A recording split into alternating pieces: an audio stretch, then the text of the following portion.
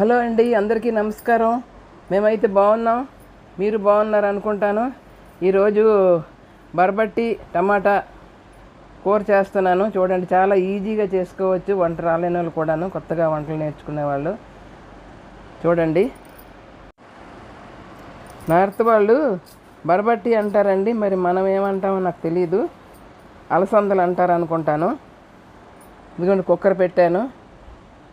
Cooker వేడెక్కింది, oil పోస్తున్నాను. కొంచెం జీలకర్ర వేయాలి. బరబట్టీలు శుభ్రంగా కడిగేసి వడకెట్టేస్తున్నాను. ఇదిగోండి, జీలకర్ర బాగా వేగిపోయింది. ఇప్పుడు కరివేపాకు వేస్తున్నాను. ఉల్లిపాయలు మిరపకాయలు కూడా వేసేస్తున్నాను. అవి బాగా వేగుతాయి. ఈలోపు కొంచెం సాల్ట్ వేస్తున్నాను. సాల్ట్ వేస్తే ఉల్లిపాయలు మెత్తబడతాయి, బాగా వేగిపోతాయని.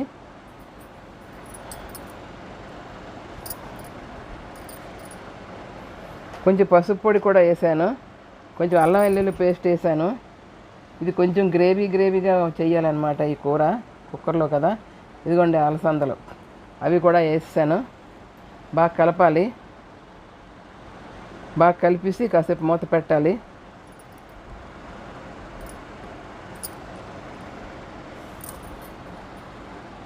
చూడండి, బాగా దగ్గరికి పడుతున్నాయి, బాగా ఉడుకుతున్నాయి. ఇప్పుడు ధనియాల పొడి, కొంచెం కారం పొడి వేసి మళ్ళీ మూత పెట్టాలి. కాసేపు మూత పెట్టి మగ్గనివ్వాలి.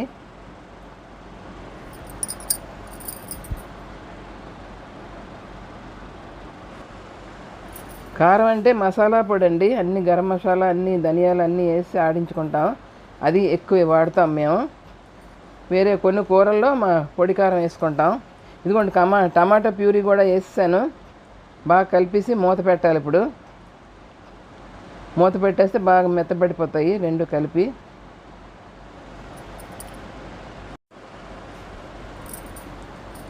ఇంకా టమాటా అంతా వేసిన తర్వాత కొంచెం బాగా ఉడికాయ లేదో చూసి కొంచెం వాటర్ పోయాలండి. ఇందాక కొంచెం సాల్ట్ వేసాను కదా, అది సరిపోదు, అందుకు మళ్ళీ కొంచెం వేసాను.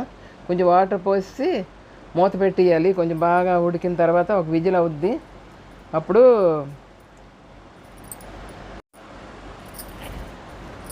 మూత పెట్టేసి ఒక విజిల్ అయిన తర్వాత కొంచెం గరం మసాలా, ఆచి గరం మసాలా అండి, ఇది కొంచెం వేస్తున్నాను. ఇది వేసి మరి కొంచెంసేపు మూత పెట్టేసి ఇది చూడండి ఎంత బాగా అయిపోయిందో, మెత్తగా ఉడికిపోయి బరబట్టీలు. ఈ బౌల్లోకి తీసి సర్వ్ చేసుకోవాల్సిందే.